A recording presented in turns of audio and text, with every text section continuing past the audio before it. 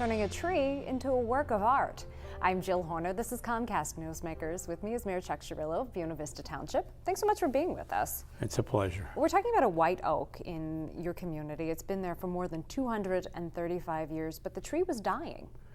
Yeah, a couple of years back it started dying, and about a year and a half ago it passed on, as best as we can put it, from any number of possible circumstances, and we went to great lengths to try to see what we could do to save the tree. Different professionals and even special fertilizer was sent in to us from Oklahoma and things like that, but all the King's men couldn't put the tree back together. And this tree had been a centerpiece of a local park. So the idea was to not just cut down the tree as the tree was dying, but to really turn it into something that could still be a centerpiece, still be a showpiece for the park.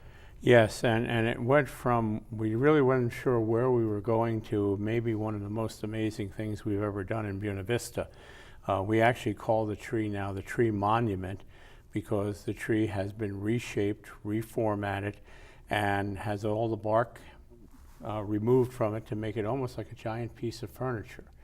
And we brought in a number of folks to get that work started, and then a professional chainsaw carver and by the name of Brian Ackley, and he has done some work that I had seen. We immediately hired him through donated funds that we have gotten for the tree, and he got to work. We had to actually wait all summer for him to get started as soon as he got past Thanksgiving, because he goes on the road and does this kind of work.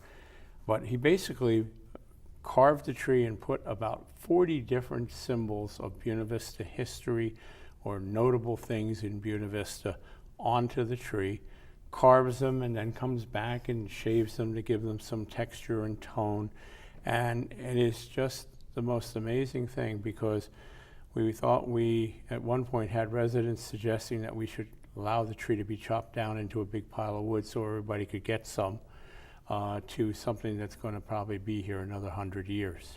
And this is an opportunity, as you mentioned, for the community to get involved. You raised about $20,000 at this point, not just for the artwork, the chainsaw art on the tree, but to really make this part of the park. You're going to have a brick walkway. Right, with paver stones, and the residents and businesses have been buying them. And, you know, it's all voluntary, and this money that's been raised is not taxpayer dollars.